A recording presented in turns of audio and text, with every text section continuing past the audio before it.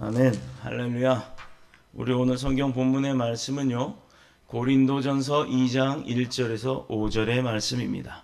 고린도전서 2장 1절로 5절의 말씀입니다. 신약 성경 264쪽입니다.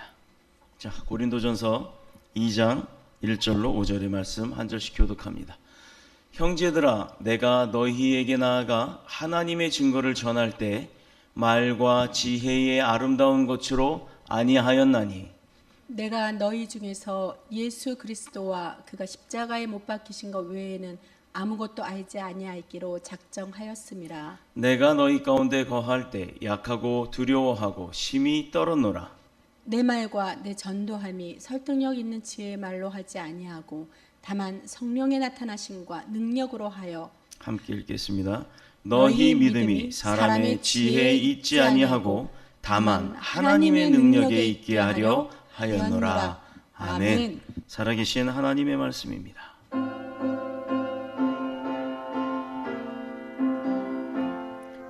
주님,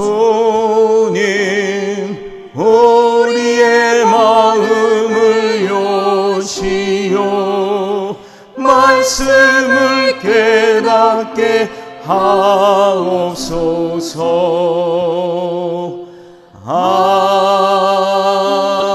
아멘. 아멘. 우리 오늘 본문의 말씀을 가지고 나눌 은혜의 제목은요, 복음의 능력입니다. 즉 하나님 말씀의 능력을 의미합니다. 자, 복음의 능력이라는 제목을 가지고 함께 은혜를 나누도록 하겠습니다. 어저께 아주 귀한 손님이 왔다 갔어요. 이번에 시험을 치렀던 학생인데 본인이 원했던 대학교에 이제 수시 응시를 했지만 어떤 곳은 1차도 붙고 그렇게 했어요. 그래서 기대도 되었는데 결국은 아무런 곳에도 합격의 소식은 얻질 못했습니다. 그런데도요, 그 아이가 실망을 하거나 두려워하거나 근심을 하는 것이 아니라 그 또한 감사로 여기는 믿음이 있더라 이겁니다. 하나님의 능력 가운데 있다라는 것, 우리 사람의 생각이 아닌 하나님의 능력 가운데 있다라는, 모든 우리가 희망하고 이루는 모든 일들은 우리의 생각으로 할 수 있는 것이 아니다. 오로지 그것은 하나님의 능력 가운데 있다라고 하는 그 믿음의 말씀을 오늘 본문에서 들을 수가 있어요. 근데 어제 그 아이가 이미 그런 믿음을 갖고 있더라 이 말입니다. 자, 첫 번째로 우리가 그 믿는 자에게 구원의 능력이 된다 이거예요. 하나님의 말씀의 능력, 즉 복음의 능력은 첫 번째가 믿는 자에게 구원의 능력이 된다. 자, 무엇을 믿는 자? 그 말씀이요, 복음의 능력, 하나님의 말씀을 믿는 자, 그에게는 구원의 능력을 허락하셨다는 얘기입니다. 자, 그럼 복음이 무엇이냐? 하나님의 아들인 예수 그리스도께서 이 세상, 이제부터 오늘 지금 하는 말씀은요, 지난 1년 동안 우리가 그 예배 때 들었던 말씀들을 어떻게 보면 함축적으로 요약을 하는 거예요. 우리 크리스찬들이 믿는 믿음이 어떤 것이다, 왜 믿고 무엇을 믿고 어떻게 살아야 되는지에 대한 것을 쫙 정리를 하는 시간이라고 볼 수도 있습니다. 그것이 바로 우리 더 뉴스 복음교회 모토예요. 우리 더 뉴스 복음교회 이름도 그렇게 생겨난 거고, 기도 가운데 받았고 하나님이 주셨고, 장소도 그렇고 공사도 그렇고 이 모든 것을 다 하나님이 허락하셨단 말입니다. 자, 이제 그러면요, 우리 가운데 모이는 이 모든 성도들도 하나님이 보내주신 성도들이에요. 그러니 얼마나 소중하고 귀합니까? 봅시다. 복음이 무엇이냐? 하나님의 아들인 예수 그리스도께서 세상의 모든 죄를 짊어지고 그 고난과 핍박과 환난과 유혹이 아닌 그 환난과 핍박 그리고 그 고난 고통들 다 겪고 난 다음에 십자가에 달려 돌아가시고 피 흘려 죽으심으로 말미암아 이루어내신 하나님의 뜻이었다 이거죠. 그것은 누가 했다고? 누구의 뜻이었다고요? 하나님의 뜻이었어요. 그래서 예수 그리스도께서도 육신으로 입고 온 이 땅 가운데서 하나님의 뜻을 알고는 왔지만 정작 본인도 그것이 너무 힘들고 어려워서 하나님, 나 이거 아니면 안 됩니까? 저 아니면 안 됩니까? 누구 다른 데로 좀 옮겨주시면 안 됩니까? 라고 하는 인간적인 기도를 갈구를 했었단 얘기예요. 누가 죽고 싶겠어요? 그러나 예수 그리스도는 보통 사람들과는 달리 그리스도께서는 어떤 마음이었냐? 그러나 아버지 하나님, 제 뜻대로 하지 마셨고 아버지의 뜻대로 하옵소서. 왜? 예수 그리스도가 이 땅에 태어난 것 자체가 아버지의 뜻이었기 때문입니다. 그러니 우리가 무엇을 하든 무엇을 이루고자 하는 그 모든 계획과 절차와 과정들이 우리의 뜻으로 하면 된다 안 된다? 안 된다는 거예요. 설령 된다 하더라도 어거지로 해서 된다 하더라도 그 이루어나가는 과정들이 너무너무 힘들다는 겁니다. 그러니 여기서 지혜 있는 자의 삶이 바뀌는 거예요. 힘들게 이루어갈 필요 뭐 있습니까? 쉽게 이룰 수가 있죠. 어떻게? 복음의 말씀의 능력을 믿고 그 말씀대로 사는 자에게는 쉽게 가는 고속도로가 열려 있다라는 겁니다. 서울서 부산까지 가는데 고속도로로 쌩하고 가면 얼마나 좋아요. 산 넘고 물 건너 강 건너 바다 건너 이러고 부산으로 삥 돌아가는 것보다 고속도로로 쫙 가면 얼마나 편합니까? 또 서울부터 부산까지 걸어가는 사람하고 자전거 타고 가는 사람하고 오토바이 타는 사람, 여기까지 중에는 오토바이가 최고 좋아요. 빨리 가니까. 그러나 비가 오면 다 맞습니다. 바람이 불면 바람도 다 맞아야 돼요. 야간에 달리다가 막 모기 같은 거 날라오면 눈에 다 부딪혀서 눈도 꾸벅꾸벅 이러고 다녀야 돼요.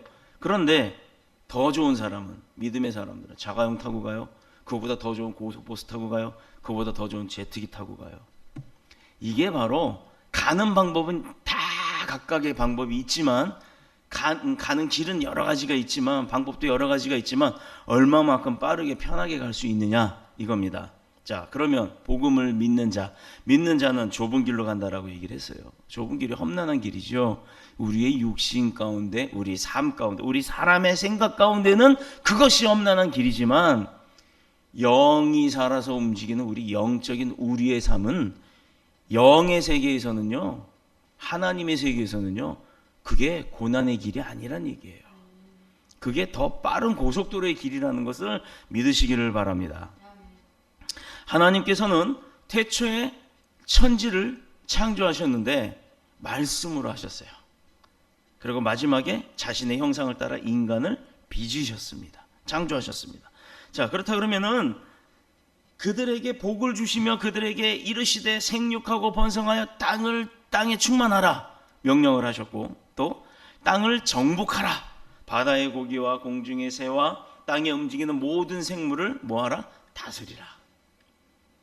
누구에게? 우리에게 주셨단 말이에요. 우리 사람에게. 이게 창세기 1장 28절의 말씀입니다. 그건 뭘 주셨다고요? 하나님이 말씀으로 하나님께서 다 만들어 놓으시고 우리는 직접 손으로 만드시고, 얼마나 귀하니까 손으로 만드셨겠어요. 누구를 닮게? 하나님을 닮게. 그렇게 해서 만들어 놓으시고 나서 우리한테 명령을 하세요. 내가 만든 모든 것을 너가 이제 다스려라. 그건 뭘 주신 거예요? 아버지께서 뭘 주신 거예요? 그 아담한테 축복을 주신 건 뭐 다 만들어 준 게 축복이잖아요. 근데 하나님이 거기서 다스리라라고 한 것은 권한을 주신 거예요. 권한이라는 건 뭐예요? 나에게 힘이 생기는 거잖아요. 내가 명령을 받았으니까 시키면 들어야 되는 거예요. 다스리라고 했으니까 다 내 거란 얘기예요. 내 거 아닌데 어떻게 다스려요? 또 내가 거기서 리더가 아닌데 어떻게 다스립니까? 내가 거기서 주인이 아닌데 그걸 어떻게 다스릴 수가 있어요? 다스리라는 명령을 주심으로 인해서 아버지가 우리에게 그 권한을 주셨다는 거예요. 누구의 권한? 만든 창조주의 권한을 우리에게 주셨다는 겁니다. 이렇게 성경에 이미 다 얘기가 나온 건데도 줘도 못 먹나? 이런 광고가 있었어요. 옛날에. 윗뚜껑 딴다. 밑뚜껑 보면 뭐 숟가락 있지? 자, 이제 퍼서 먹는다는 아이스크림 광고가 있었습니다. 근데요, 누구는요, 줬는데도 뚜껑을 따가지고 막 뚜껑을 못 따갖고 막 그러는 거예요. 그러니까 그 교관이 하는 소리가 줘도 못 먹나 그래요. 세상 가운데 우리는 속해서 삽니다. 그러나 세상 가운데 있는 믿음의 백성들은 준 대로 받아서 먹고 살고 있어요. 그러나 알지 못하고 믿음을 갖지 않은 사람들은 뭐요? 한마디로 그거예요. 줘도 못 먹나. 그래서 오늘 제가 설교 제목을 줘도 못 먹나 이렇게 하려다가 바꿨습니다만, 우리는 그러니 얼마나 행복한 사람입니까? 다 내 거란 얘기예요. 다 내 거. 다만 그 움직이는 방법을 이제 말씀 가운데, 성경의 말씀 가운데 우리가 배우고 지식으로 습득을 해서 그대로 행함으로 인해서 찾아내기 시작하는 겁니다. 이 세상에 5만 가지의 물건들이 있고 5만 가지의 사람들이 있고 5만 가지의 일들이 있고 여러 가지 형상들이 있습니다만, 그것 가운데 정말 나에게 어울리는 것, 나에게 맞는 것을 내가 찾아야 돼요. 세상 사람들은 그렇죠. 너의 적성에 맞는 일을 찾아, 너에게 딱 맞는 회사를 찾아, 그래서 벌어먹고 살아, 이렇게 하잖아요. 그래서 그것 때문에 열심히 영어학원 다니고 수학학원 다니고 그러잖아요. 하나님의 능력이 임하면요, 영어학원 안 다녀도 영어 열려요. 조용기 목사님이 뭐 영어 할 줄 알아서 그 외국 다니면서 그렇게 선교합니까? 그분이 영어가 왜 열렸는데요? 하나님의 능력으로 열린 거예요. 봅시다. 그렇게 권한과 능력을 우리가 받고 삽니다. 그러나 인간은요, 마귀의 유혹을 받았어요. 사탄의 유혹을 받아서 뭐 했습니까? 자기도 욕심이 생긴 거예요. 나도 저렇게 선악과를 먹으면 능력이 생기겠지, 하나님처럼. 그 사탄의 꾀임에 넘어간 겁니다. 누가? 하와가. 하와만 넘어가면 얼마나 좋아요. 내 갈비뼈 하나 빼가지고 만들어서 그런가, 하와가 옆에서 소삭소삭거리니까 아담까지도 넘어갔어요. 이 욕심에 따라 하나님의 말씀을 불순종하게 됐고, 또 마귀를 따라서 이제 그의 삶은 영원한 저주 가운데로 빠져들어갔다라는 겁니다. 그래서 저주를 받게 되었습니다. 하나님이 주신 모든 축복과 권력과 권능과 그 다음에 그 권세를, 능력 가운데 그 유혹, 욕심이라는 유혹 하나 때문에 그냥 다 상실해버린 거예요. 그러고 나서 인간은 저주와 고통의 길에 빠져들고 영원한 죽음의 저주가 시작이 된 겁니다. 자, 창조주 하나님께서는요, 그렇게 말씀으로 다 했어요. 요즘 우리 그런 사람들 있잖아요. 회사나 교회나 보면 말로만 일하는 사람. 뭐 말로는 다 해. 빌딩도 다 줘. 근데 그 사람이 하는 거 보면 이 먼지 청소도 하나 안 하더라 이거예요. 그런 사람들이 있어요. 근데 하나님은 그런 분하고는 다르죠. 하나님은 말로 창조하신 분이세요.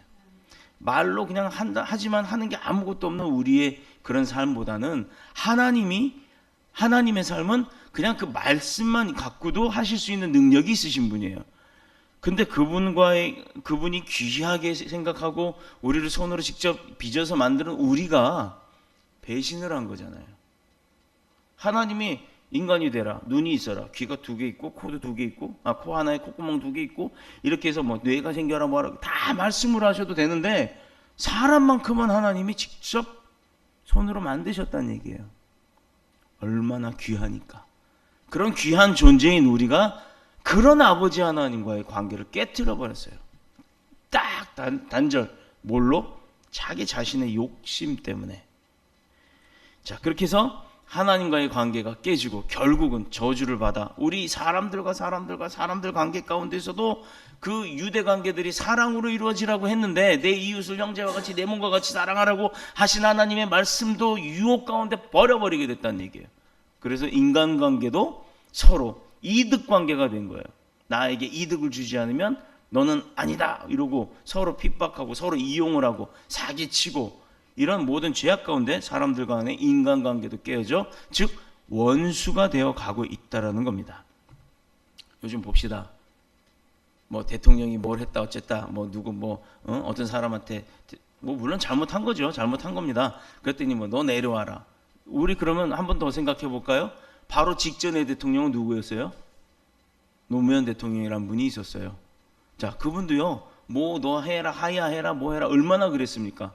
그래서 그분이 그분 참 심성이요. 나는 노무현 대통령이 해준 밥을 한번 먹어본 사람인데, 노무현 대통령이 식당을 했었어요. 그 식당에서 밥할 때 철판구이 그거 직접 막 이렇게 해주는 그런 분이었어요. 되게 인간적인 분이에요. 마음이 여려요. 그런데 그분이 그렇게 힘들게 하고 주변 사람들이 다 잡혀 들어가고 이러니까 그분이 어떻게 했습니까? 부엉이 따라갔죠. 부엉이 바위에서 투신 자살을 했어요. 그러면 박근혜 대통령이 우리나라의 수장입니다. 노무현 대통령도 우리나라의 수장이었고, 김대중 대통령도 그랬고, 그 전에 김영삼, 노태우, 전두환 대통령님도 다 그랬어요. 심지어 박정희 대통령은 지금 박근혜 대통령의 아버지인데 그분은 총 맞아 죽었어요. 누구에게? 신복에게.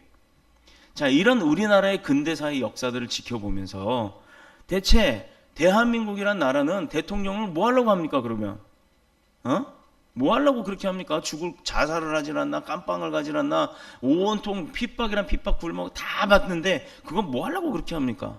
뭔가 있으니까 하겠죠. 왜 그렇게 하려고 그러겠어요? 능력이 있기 때문입니다. 그에게는요 권력이 주어지기 때문이에요.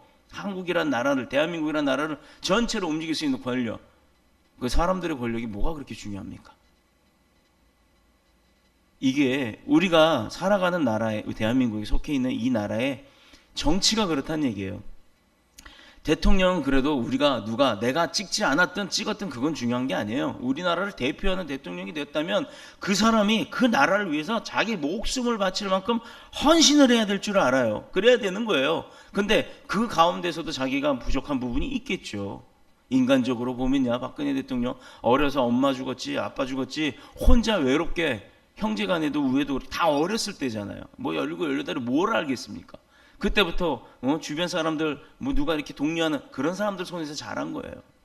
그러니 마음 가운데 누구 하나는 의지하고 싶었겠죠. 절대 최순실이나 최태민 씨를 내가 두둔하는 건 아닙니다만, 그런데 인간적으로 보면요 그 사람의 마음을 이해는 해줄 수 있어요. 그러나 대통령이라고 하는 나라의 직분자로서는 그 행위는 잘못된 것입니다. 근데 그렇다고 해서 우리가 너 내려와 이렇게 몰아서 또 그 사람이 또 부엉이 바위에 가서 뛰어내릴지 어떻게 합니까? 우리가 인간적으로요, 사람이 대통령이라는 사람을 잘못했다 그러면 그 사람의 죄는 물을 수가 있어요. 그러나 사람까지 그렇게 할 필요는 없잖아요. 또 그렇게 해서 떨어졌고 그 사람이 내려왔다 칩시다. 그러면 그 다음에 우리나라에 누가 올라올 거고 누가 대통령이 되든 또 그 사람은 그런 죄 안 짓겠습니까? 누가 해도 똑같은다 그러면 기왕 했던 사람이 마무리 잘하고 내려올 수 있게끔, 잘못됐던 거 이번에 다 드러내고 솔직히 자기 자신이 그걸 다 드러내서 오히려 다음 사람은 그렇게 하지 못하도록 만들어 놓고 내려와야 이게 대한민국의 정치가 발전이 되고 우리나라가 발전이 있을 거란 얘기예요. 이런 부분들을 기독교계 목사들이 얘기를 했다고 했더니 뭐 기독교계에서 두둔을 한다는 얘기를 합니까? 이게 대한민국 민심입니다. 바른 것을 이야기하고 진리를 이야기하면 그게 나한테 이야기가 해당이 되고 내가 거기에 뭔가 꺼리낌이 생기면요 대부분 그거를 반박을 해요. 이게 사람들의 심리예요. 그래서 예수 그리스도께서 진리를 이야기하셨을 때 그렇게 고난과 핍박을 받았던 겁니다. 그러나 그럼에도 불구하고 우리가 그런 재난과 고통과 다 가중되는 그런 삶 속의 삶에 있음에, 그것은 우리가 하나님과의 관계를 배신하고 있었음에도 시작이 되는 거예요. 그랬음에도 불구하고 하나님은 우리 죄인을 구원하시기로 작정을 하셨다는 얘기입니다. 그래서 독생자 예수 그리스도 이 땅에 보내시고 우리의 모든 죄와 허물을 다 허물어 버리셨어요. 그걸 본인이 십자가에 다 짊어지고 그 골고다 언덕길을 힘들게 올라가셨단 말입니다. 가신 걸로 끝났어요? 거기에 못 박혀 창에 찔려 온갖 피와 물 다 쏟아내고 돌아가셨습니다. 그리고 나서요 약속대로 3일 만에 하나님의 성전을 다시 세우셨어요. 부활의 사건, 그를 믿고 그러한 그분의 행위와 그분의 역사함을 믿고 우리는 그분의 하셨던 일들을 믿고 그분을 우리 가운데, 마음 가운데, 내 정신 가운데 영접하는 모든 사람들에게는 동일한, 예수 그리스도와 동일한 죽어도 죽지 아니하는 그런 삶, 영원한 생명과 하나님의 자녀되는 권세를 우리에게 주셨다는 겁니다.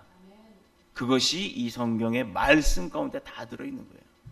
이게 복음이잖아요. 복된 소리. 그걸 우리는 세상 가운데 전하는 거예요. 알지 못하는 자들이 죽음으로 끝날 인생들을, 죽어서 지옥으로 갈 인생들을 우리가 끄집어내는 겁니다. 살려주는 겁니다. 우리가 병원에 가 의사들이요, 요즘은 참 의사 선생님들이 많이 바뀌었죠. 예전에는요 60대 할아버지 노인이 가서도요 의사 선생님 앞에 앉으면 의사가 이거 왜 이렇게 먹었어? 이렇게 그동안 그렇게 술을 왜 이렇게 먹었어? 먹지 말아야지, 이건 건강 때문에. 이러다 당신 죽어. 의사, 새파랗게 젊은 30, 30대 의사가 60, 70대 노인한테 그런 식으로 얘기를 해요. 그래도요 노인들이 뭐라 하냐면 예 선생님, 이제 끊어야죠. 예 알겠습니다. 치료만 해주세요. 살려만 주세요. 이럽니다. 자, 인간 의사에게 자신의 목숨을 살려달라고 구걸을 해요. 나이가 어리든 뭐든. 근데요 길에서 만약에 누가 차 운전하다가 이 양반아 차 좀 빼 하고 30대 누가 그렇게 했으면 60대들 가만히 있습니까? 너 애비도 몰라보냐, 니는 애비도 없냐 이러고 막 난리가 나죠. 그런데 그런 의사가, 그 사람이 의사예요. 병원에 갔어요. 왜 그렇게 술을 퍼먹고 말이야 몸을 그따기로 관리해? 그래갖고 당신 죽어. 이렇게 얘기를 해도요, 아무 소리 못한다 이 말입니다. 왜 그러느냐? 자기의 생명이 달려있기 때문에. 내 생명을 그 사람이 살릴 수 있기 때문에. 근데 의사가 다 살립니까? 못 살려요. 우리가 엄밀히 따지면 병이 들어서, 중병이 들어서 내 몸 스스로가 그걸 고치기가 힘들 때 우리가 병원에 가서 의사의 도움으로 수술도 하고 뭐도 하고 합니다만, 결과적으로요, 치료하는 거는요, 내 몸이 하는 거예요. 내 몸에 주사 도움이 될 수 있도록 항생제를 넣어주고 뭐를 넣어주고 정말 진짜 많이 썩은 부분은 잘라내고 이렇게 해놓으면 꼬맸을 때 몸이 회복이 되는 거예요. 그거 누가 만드신 건데? 하나님이 만드신 거예요. 의사는 그렇게 맹신을 하면서 왜 하나님의 능력은 맹신을 안 하냐고요. 저는요, 암이 걸렸음에도 의사들이 포기한 분이 있었어요. 저희 어머니입니다. 저희 어머니요, 의사들이 도통 이거는 안 될 것 같다. 그래서 저는 그랬어요. 어떻게 돌아가셔도 좋으니까 수술해보자. 수술해서 살다가 가시는 날까지 나는 할 수 있는 데까지 해보겠다 해서 수술을 들어갔습니다만, 수술대에 가서 이렇게 배를 열고 보더니 의사들이 불러요. 밖에 보호자 있을 때 들어오라고. 그래서 가운 입고 들어갔습니다. 이거 봐라. 어머니 상태가 이렇다. 이것 자르고 다 떼면 뭐가 있냐. 창자가 하나도 없다. 이렇게 되면 마취가 풀림과 동시에 사망이다. 어떻게 하겠느냐. 어떻게 했으면 좋겠습니까? 도로 덮자. 덮는다는 얘기, 도로 집어넣고 다시 원래대로 꼬매놓겠다는 얘기예요. 그래서 그러라고. 그러고 나서요, 제가 집에 와서요, 저는요, 한 게 있어요. 제가 머리에 털 나고 태어나서 통성 기도라는 걸 처음 해봤습니다. 땅바닥을 얼마나 썼는지 손바닥이 멍이 들었더라고요. 하나님, 우리 어머니 고생 많이 하셨는데 우리 어머니 살려주시고 이제 나를 데려가시라고. 내가 아예 가고 내 대신에 내 삶만큼 어머니 살게 해달라고 그렇게 기도를 했어요. 그 응답이 이루어졌을까요? 안 이루어졌을까요? 이루어졌으니까 얘기합니다. 어머니 사셨어요.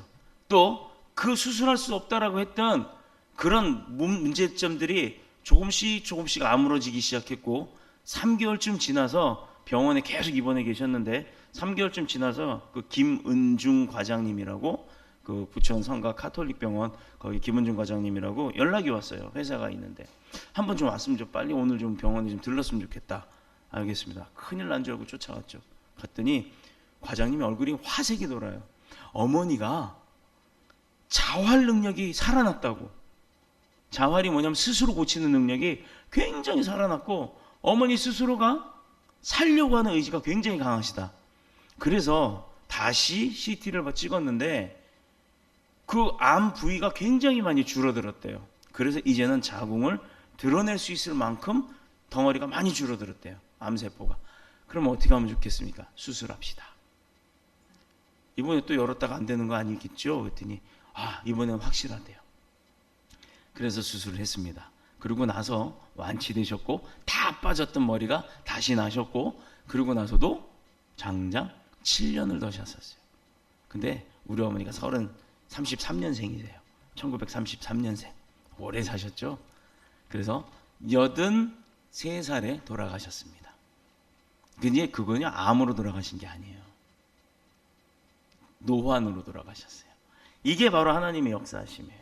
뭐 했더니 손바닥이 멍이 들도록 하나님 앞에 진짜 간절한 기도의 간구를 드렸더니 응답을 하셨다 이겁니다. 병원의 의사들도 포기했어요. 근데 그게 바로 하나님의 능력이에요. 우리가 말로써, 마음으로써, 정성으로써 모든 걸 다 드려 주님 앞에 기도했더니 주님 그걸 듣고, 내 마음 가운데도 여러분들 들었을 때 눈물이 찡하잖아요. 코끝이 찡하잖아요. 그런데 그 마음은 하나님이 더 아셨다는 얘기예요. 그래서 어머니를 살려주신 겁니다. 저는요, 그런 역사가 있었어요. 또 안진병이 일어나는 것도 봤어요. 저는 어느 목사님이 기도하다 말고 철야 때 비켜라, 나와라 그랬더니 벌떡 일어나 쫄뚝쫄뚝 나오더라고요. 그분 병원에서 포기한 분입니다. 중풍을 3번이나 맞아서 쓰러지신 분이에요. 병원에서 안 된다고 이제 집으로 가라고 그랬던 분이에요. 요즘 같으면 요양병원에 입원해 계실 분이 그날 전동 휠체어 타고 들어와가지고 걸어 나왔어요. 갈 때 전동 휠체어 안 타고 갔어요. 그러고 나서 목발 짚고 덜어내면서 회복하는 거 많이 봤습니다. 이게 살아계신 하나님의 역사하심이에요. 근데 이런 거 없다고요? 아니요, 있어요. 저도요, 제 기도의 응답에 어머니를 살렸습니다. 하나님께서 역사하셨어요. 이제 우리 교회도 그렇게 하나님이 세우셨어요. 우리 교회 가운데 능력 없겠습니까? 하나님이 계시는데요. 복음의 능력, 하나님의 말씀도 능력이 있는데 계시는 하나님이 하시는 일이 왜 능력이 없겠어요? 저는 그래서 당당합니다. 개척교회라서 힘들지요 라고 얘기하지만 글쎄요, 어떤 게 힘든 겁니까? 저는 쌀도 안 굶고요, 성도는 없어도요, 성도 진짜 몇 명 안 돼요. 그러나 그 성도 한 사람이, 그렇잖아요, 우리 성도들 다 한 사람이 일당 100의 역할을 합니다. 근데 뭐가 문제가 됩니까? 제일 중요한 건요, 내가 예배 드릴 때 우리 교회 가운데 하나님만 계시면 돼요. 뭐가 필요합니까? 그 하나님이 다 능력을 채워주시는데. 저 그래서 굶지 않아요. 저 3300cc 차 갖고 다녀요. 물론 10년 더 된 거지만 그래도 감사합니다. 기름값 없어 걱정 안 하잖아요. 그렇다고 펑펑 쓰는 것도 아니지만 하나님께서 딱 그날의 만나를 주시는 분이십니다. 여기 공사할 때도요, 그날 필요한 재료값을 딱딱딱딱 주셨어요. 정말 그거는요, 우리가 일일이 다 뭐 그 증명서, 영수증 이런 거 다 뒤밀고 보여주지 않는 한 안 믿을까요? 근데 공사 과정을 겪어보신 분, 우리 성도들은 그 다 같이 만들어 봤잖아요. 그래서 다 아실 겁니다. 우리 요새 간판도 올라가고 있어요. 근데 그 간판 뭐 돈 있어도 팍팍팍 하면 얼마나 좋습니까? 근데 하나 하면 또 얼마나 감사한지 몰라요. 그랬더니요, 벌써 다니는 분들이 간판 붙였던데 그러시더라고요. 네, 이번에는 이제 앞에 전면 간판, 후면 간판을 또 할 겁니다. 그것도 하나님이 주시면 합니다. 아버지 집 꾸미는데 안 주시겠어요? 저는 그런 믿음이 있어요. 괜찮습니다. 우리는 그래서 기쁨 가운데 개척교회라도요, 개척교회 같은 마음이 없어요.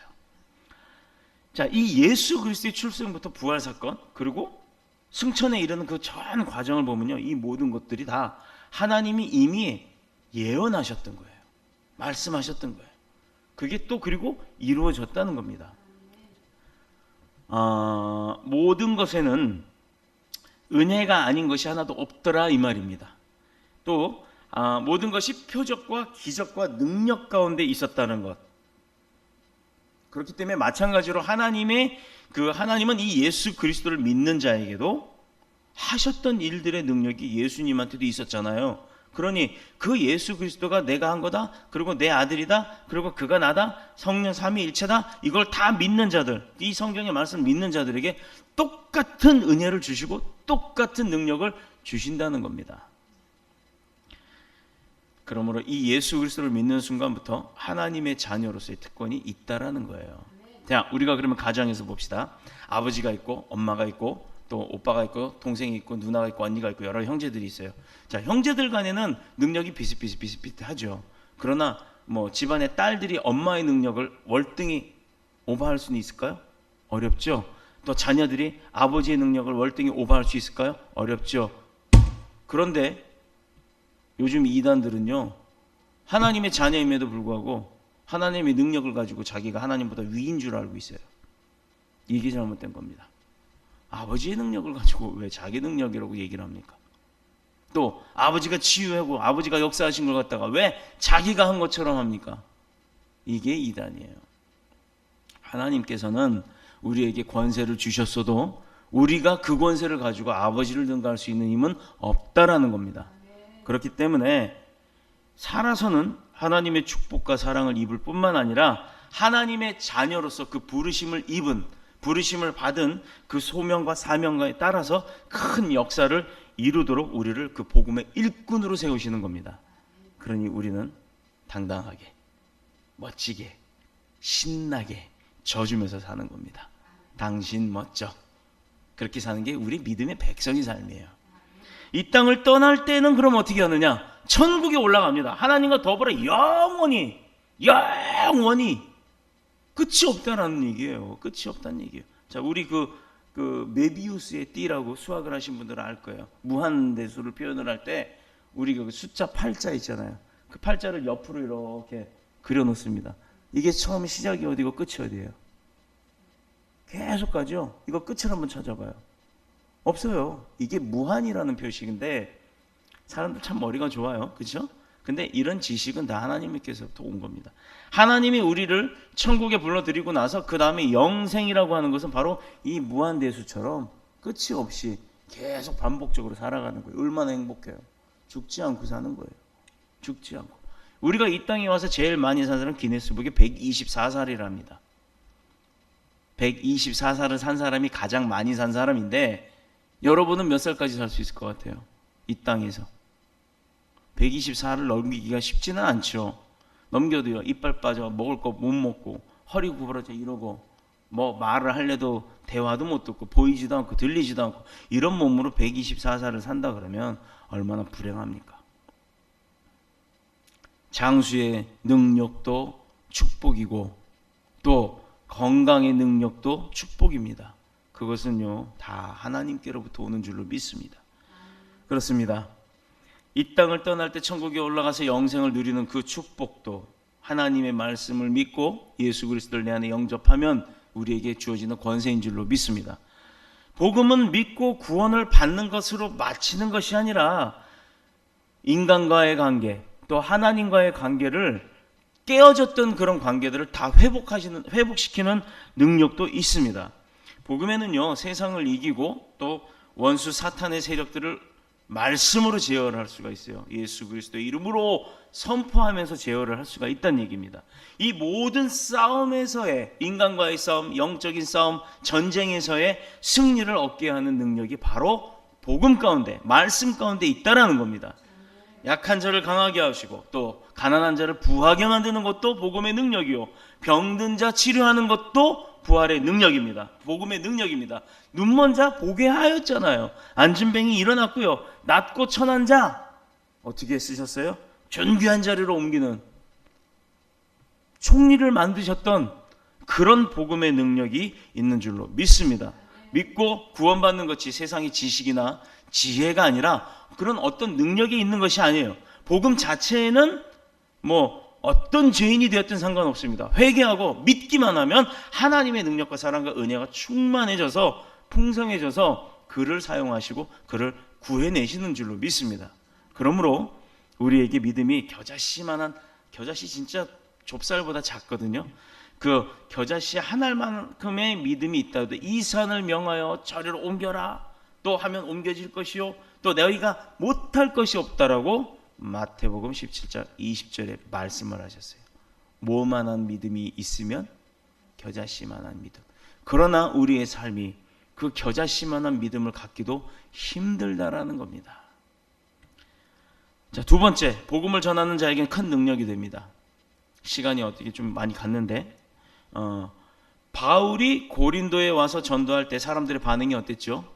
사도 바울이 고린도에 와서 복음을 전하고 있을 때 그 고린도 사람들의 반응이 어땠습니까? 우와, 우와, 이야, 이야 이러지 않았어요. 이랬단 말입니다. 표현이 됐나요? 이 놀라운 능력을 소유한 예수 그리스도의 십자가의 복음을 세상의 수많은 어리석은 자들 중 가운데서도 가장 많이 어리석었던 고린도 사람들한테 이야기를 했더니 그냥 고린도 사람들은 어땠냐면 야, 저 사도 바울은 있잖아 석가모니도 있고 참 많다고 그러잖아요. 지혜 있는 자들이.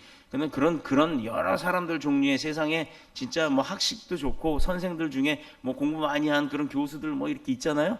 그런 사람들 중에 한 사람으로 생각을 한 거예요. 마치 일본에 복음을 들고 갔을 때 일본 사람들이 일본의 그 5만 가지 잡다한 신들 가운데 감히 삼아도 마찬가지 하나님도 그런 신들 중에 하나라고 생각을 하는 것처럼 말입니다. 현대의 고린도가 바로 우리 옆나라 일본이에요. 그러니 그런 일본을 위해서 밉다고만 할 게 아니라 그런 일본이 구원이 되기를 위해서 기도를 해야 될 줄로 믿습니다. 자, 이 복음은 그래서 그들은 사도 바울의 복음이 그냥 어리석고 그냥 미련한 것이다. 어떻게 보면 말도 안 되는 소리다. 그렇게 하고 거부를 했어요. 됐거든 하고 거부를 해버렸어요. 자, 전도자가 인식해야 할 중요한 사실이 하나 있습니다. 우리도 이제 내년부터는 본격적인 전도를 1년 동안 계속 할 겁니다. 이제 기획적으로 할 겁니다. 그런데 그 전도자가 전도를 함에 있어서 우리가 인식해야 될 부분을 얘기하시는 겁니다. 이것은요, 예수 그리스도의 십자가 복음이 세상 사람들의 학문과 이성과 지혜로 볼 때 있잖아요. 그러니까 세상 사람들의 이성으로 봤을 때는 분명 십자가 복음은 어리석고 미련한 겁니다. 아니 왜 대신 죽어? 우리 구정욱 목사님이 하나님이 우리를 뭐 대신 주고 아따 참말이요 하고 막 춤추면서 이거 할 때 트로트 X라는 방송에 박현빈이라는 가수가요 막 깔깔대고 웃으면서 그 개그맨 남자 이렇게 원숭이 흉내 잘 내는 사람 있죠? 그 누구지? 하여튼 이번에 또 뭐 문제를 일으켰던 그 두 사람하고 낄낄깔깔 호호대면서 하는 얘기가 대신 죽어줬대 이렇게 하고 비웃더라고요. 그게 방송에 나왔습니다. 저는 그걸 보고서 그 사람의 삶을 좀 봤어요. 그 사람 지금 뭐 하고 있습니까? 다리가 부러져 가지고요 죽다 살았죠. 하나님을 비아냥거리면 안 돼요. 몰라서 물론 그런 거지만 그런 사람 몰라서 그랬음에도 벌을 받더라 이 말입니다. 본인은 그게 벌이라고 생각 안 하죠. 그 과정이 다 그렇게 와왔던가. 사고 안 날 수도 있었대요. 아우디 A8인가 하는 아주 되게 좋은 차예요. 저도 그 차로 운전해 봤어요. 정말 잘 나가는 차입니다. 근데 그 차로 사고가 났어요. 그래서 대퇴부 골절을 입었습니다. 그나마 젊은 사람이니까 그 정도죠. 나이 드신 분이 그랬으면요 사망입니다. 이것은요 어리석고 미련한 것이라고 세상 사람들의 눈에서 분명히 기준이 그렇게 보인다요. 그럼에도 불구하고 하나님은 세상 사람들의 지혜와 지식과 이성에 좀 이렇게 어리석은 그런 방법으로 우리를 구원하셨다는 거예요. 왜 그것을 보여지는 현상만 가지고 얘기를 합니까? 그게 세상 사람들의 한계라는 얘기예요.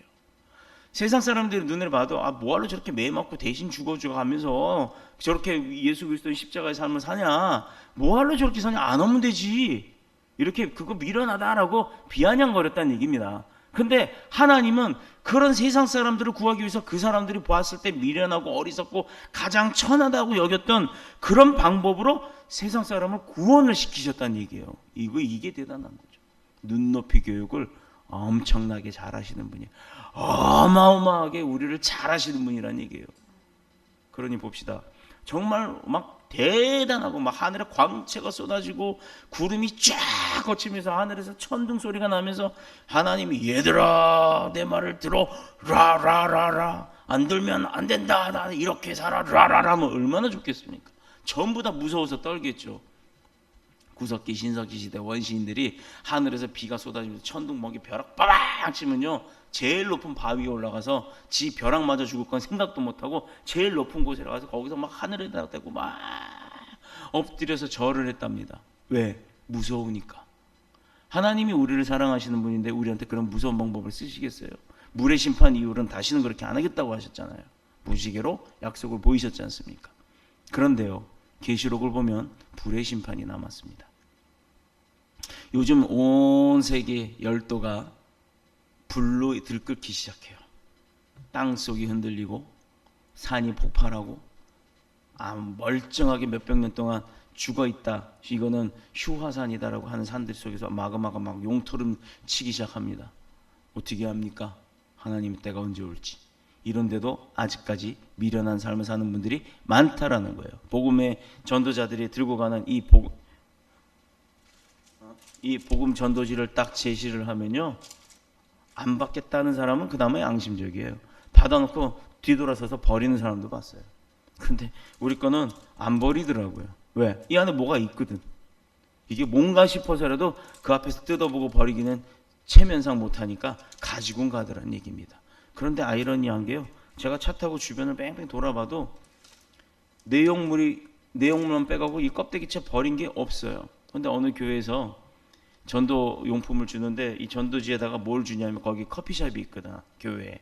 그러니 커피 내리고 난 찌꺼기를 그 거름종이 같은 데로 이쁘게 담아서 차에다 방향제로 달 수 있는 걸 만들어 넣어놨더라고요. 그런데요 세상에 뜯어도 안 보고 버려요. 그 안에 뭐가 있어요, 있기는. 근데 뭔지도 이렇게 보고 확인을 하고 그냥 버리나 봐요. 아예 통째로 버려진 걸 제가 한 10개는 주워놨어요. 이게 세상 사람들입니다. 우리가 인식해야 될 중요한 사실, 어리석고 미련한 그런 방법으로 하나님은 쓰셨다라는 거예요. 사용을 하신다는 얘기예요. 왜? 그러나 하나님의 뜻을 따라 그리스도는 자신도 미련하고 어리석게 보였지만 십자가의 길을 택해서 결국은 우리 모든 백성들을 구원해내셨잖아요. 사도 바울 또한 이 사실을 잘 깨달았기 때문에 자신의 세상적인 능력, 언변, 이거 사도 바울이 어떤 사람이었어요? 키는 작고 말주변도 없지, 대머리에다가 심지어 애들이 대머리야 올라가라 하고 막 놀리기까지 했던, 그래서 그는요 학문에, 자기가 알고 있던 지식에 학문의 힘을 빌려서 전도하지 않았다라는 겁니다. 도리어 이 모든 것들을 그냥 오히려 배설물처럼 더럽게 여겨버리고, 내가 알고 있는 거, 가진 거, 나의 능력은 다 버려버리고 오직 세상 사람들이 멸시했던 예수 그리스도의 그 십자가 사건, 그 어리석다라고 칭했던 그 십자가를 붙들고 전도자의 길을 갔던 겁니다. 그래서 사도 바울은 지금까지도 우리에게 회자가 되어지는, 지금 몇백 년, 몇천 년이 지났는데 아직까지도 사도 바울의 역사처럼 그렇게 대단한 역사가 없다라고, 그가 대단하다라고, 물론 하나님이 더 대단합니다만 그의 사역이 그렇게 존칭을 받고 있는 것입니다. 그러나 보시기 바랍니다. 고린도 교회 안에 있던 사람들은요 스스로 지혜롭게 여기면서 고상한 품위를 유지하고 세상 학문과 능력을 또 그리스도의 십자가보다 높이 평가했던 결과가 있었어요. 왜 그러느냐? 한마디로 그들의 삶은요 얼마나 부도덕했습니까? 얼마나 부도덕했어요. 지금 대한민국의 사회가 얼마나 부도덕합니까? 심지어 뭐 김영란법이라는 거 만들어 놓고 나서부터 뭐 비리가 없을 거라고 하지만 솔직하게 얘기할게요. 제 생각입니다. 세상에 서민들이 했던 그동안의 교제 관계에 있어서 뭐 우리 흔히 말하는 뭐라 그러죠? 품앗이. 내가 뭐 해줬으면 너도 좀 해줘라 하는 그런 품앗이의 생각조차도 지금은 퇴색이 돼버렸어요. 심지어 요즘에 결혼식을 한다. 내가 간 사람한테만 가요. 그리고 그 가가지고 끝까지 그 잔치를 다 지켜봐준 사람한테는 그도 가서 그렇게 합니다만, 돈만 내고 가서 인사만 얼굴 도장만 딱 찍고 또 싹 가버리면 자기도 가서 또 그러고 가요. 이것이 결국은 뭐냐? 김영란법으로 그럼 막겠다, 그런 것도 좀 자제하겠다, 그렇게 해서 뭐 뇌물이 주고 가는 건 없애겠다라고 한 취지는 좋습니다만, 결국은요 서민들은 그래요. 서민들은 그 법에 다 저촉이 됩니다. 그러나 고위공무원, 공직자들, 권력 있는 사람들이 과연 얼마나 그 법을 따를까요? 몇 명이나 거기에 걸려들겠습니까? 그 사람들은, 법을 만드는 사람들은요 법을 피해 다녀요. 제가 그래서 정치인들 별로 안 좋아합니다. 그래서 기도하기는 하나님을 신실하게 믿는 자들이 정치를 했으면 좋겠다 하는 겁니다. 하나님 두려운 줄 알고 어떤 정책에 있어서 자신의 지혜와 학문과 지식을 먼저 대비하지 않고 오로지 하나님의 뜻을 알아보고자 하는 그런 정치인들이 좀 나왔으면 좋겠다 이겁니다. 이단 말고.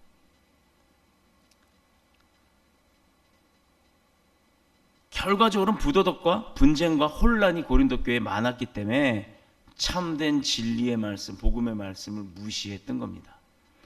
사람들이 말이 아무리 공교하게 꾸민 말이요, 또 철학적으로 논리가 정연하고 또 아름다운 수식으로 미사오구를 다 갖다 붙여 장식된 말이라 할지라도 그것에는 하나님의 구원의 능력이 없습니다. 사도 바울은 그걸 아는 거예요. 자기의 지식도 그래서 배설물처럼 여긴 겁니다. 사람의 말은 원래부터 이론과 탁상 공론만 존재해요. 자, 우리가 세상 사람을 살면서 또 우리가 이제 학원을 운영을 합니다만, 학원 차량 문제도 그래요. 애 하나 죽었다 그러니 온 동네가 막 나라가 난리가. 물론 아이가 꽃도 피워보기 전에 죽은 거 정말 안타까운 일이에요. 근데 그걸로 인해서 차를 노란색으로 바꿔라, 뭐를 해라, 어떻게 해라 다 해봤습니다. 그렇다고 사고 안 났습니까? 사고의 원천적인 근원을 안 잡았다는 거예요. 근원을. 사고가 나면 그 사고의 원인이 뭔지를 봐야죠.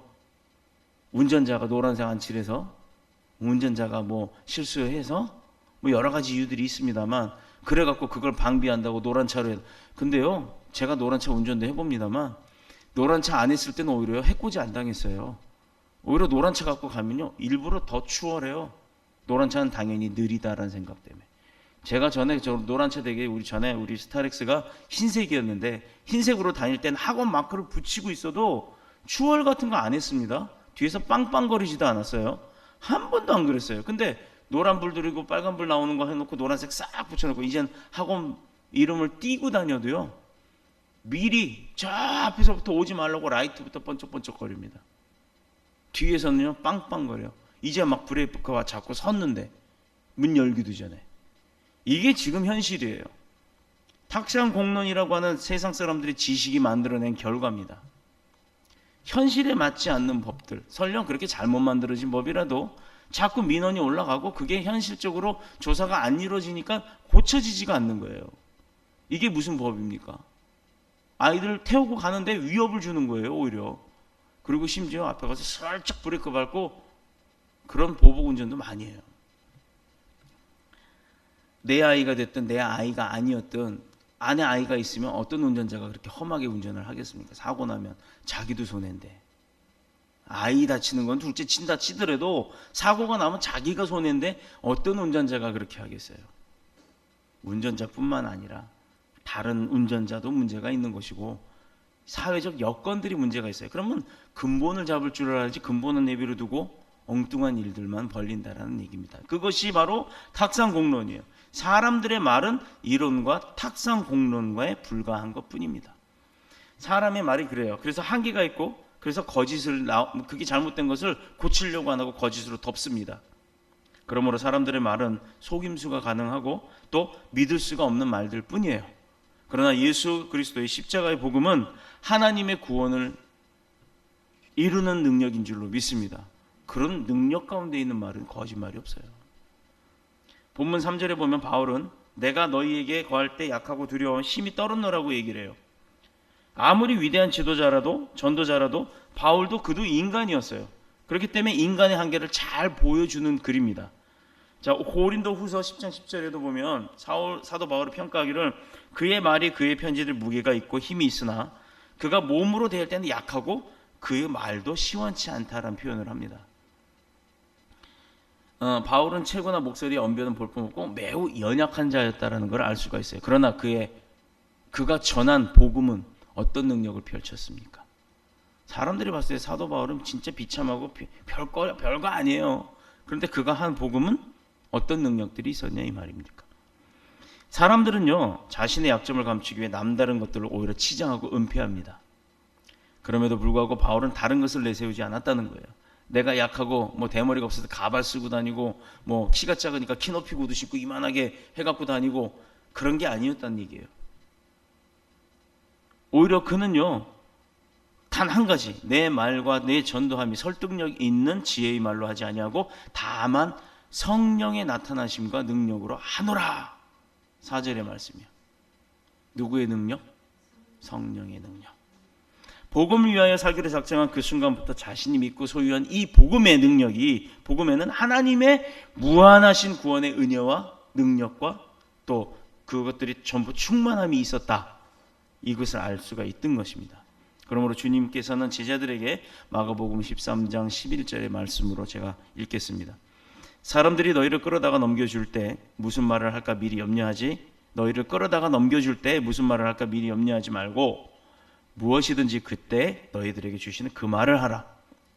네가 미리 뭔 말 할지 연습하지 말라 이거예요. 그때 하나님이 주시는 말을 하라 이거예요. 지혜의 말을. 그 말을 하라. 말하는 이는 너희가 아니요 성령이시니라. 복음을 증거할 때요. 그러니요 우리가 기도하죠. 하나님 저 사람한테 내가 복음을 전해 무슨 말을 해야 될까요? 이것만 하고 가면 돼요. 내가 안 한다고요. 하나님이 하신다고. 그래서 만났는데 막 갑자기 성경 구절도 생각나고 뭐 어떤 말 때 그 사람의 상황에 적절한 말을 하나님이 하시게 합니다. 위로받아야 될 자는 위로를 주시기도 하고요. 힘을 얻어야 될 사람은 힘을 주기도 하는 말을 하기도 합니다. 그렇게 해서 그들의 마음을 움직이고 요동치게 만드는 게 전도자들이에요. 그러니 전도하는 사람들이 뭘 해야 한다고요?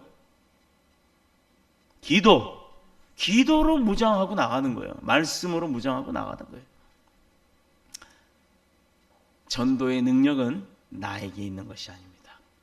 그런데 보통 전도왕들 보면요 자기는 이렇게 전도했어요 뭐하고 막 자랑해요. 그건 당신도 능력은 있군요. 능력이기 이전에 말재주는 있군요 라고 가는 겁니다. 그가 많이 모아온다고 잘하는 건 아니에요. 그가 모아온 10명, 100명, 1000명이 왔다 했을 때 그 1000명이 다 양육이 되어졌습니까? 그건 아니거든요. 사람이 구하려고 하지 맙시다. 하나님께서 도우실 줄로 믿습니다. 세 번째, 교회로 하여금 세상을 이기는 능력으로 충만케 합니다. 복음의 능력이. 증인이 되려면 증언이나 증거가 있어야겠죠. 그래야 증인이 되는 겁니다. 이 땅에 교회를 존재케 하시는 주님의 목적은 한 사람도 멸망치 않고 다 구원하는 것, 거기에 있다라는 것. 이 일을 위해서 자신을 피값 주고 세우신 교회, 2000년 동안 함께 하시고 그의 손으로 모든 교회를 붙드심으로 인해 교회가 음부의 세력 가운데 쓰러지지 않았고 이기게 하셨다는 거예요. 분명히 주님도 말씀하시기를 마가복음 16장 18절에 내가 이 반석 위에 교회를 세우리니 음부의 권세가 이기지 못하리라 라고 말씀하셨어요. 교회는 누가 세우신다고요? 하나님이 세우시는 겁니다. 장로들이 세우고 성도들이 세우는 게 아니에요. 하나님이 허락하시고 하나님이 세우시는 거예요. 거기에 우리는 순종하고 몸만 헌신하는 겁니다. 자, 그 말씀대로 교회는 세상이 변하고 정치적, 경제적, 사회적, 사상적, 문화적인 어떤 환경과 조건이 바뀔지라도 교회는 결코 변질되면 안 된다는 겁니다. 세상이 잘 살 때 교회가 못 살고 또 세상이 못 살 때 교회가 잘 살아서 막 베풀고 이렇게 하는 것 다 좋지요.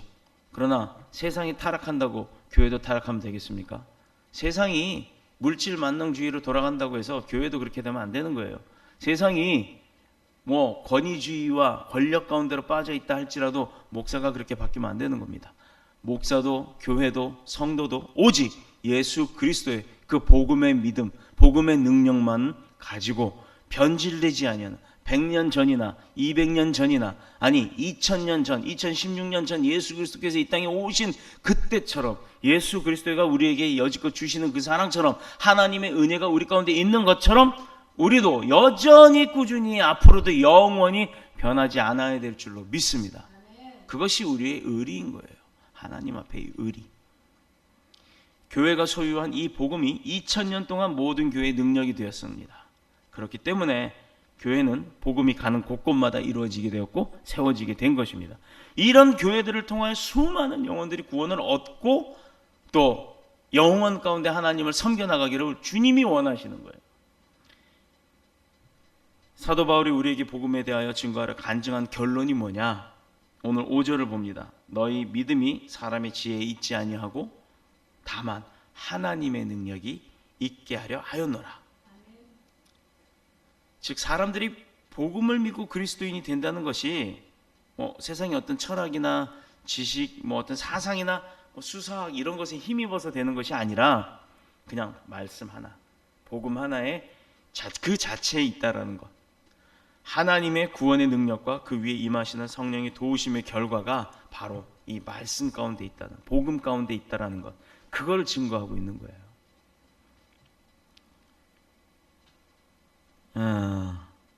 그렇습니다. 비록 우리는 인간의 육신으로 이 땅에 태어나서 살고 있지만 우리 자신은 연약할 수밖에 없어요. 그래서 자꾸 배우는 거고 그래서 힘을 기르는 거예요. 군인들이 전쟁에서 이기기 위해서 계속 힘들어도 훈련을 하잖아요.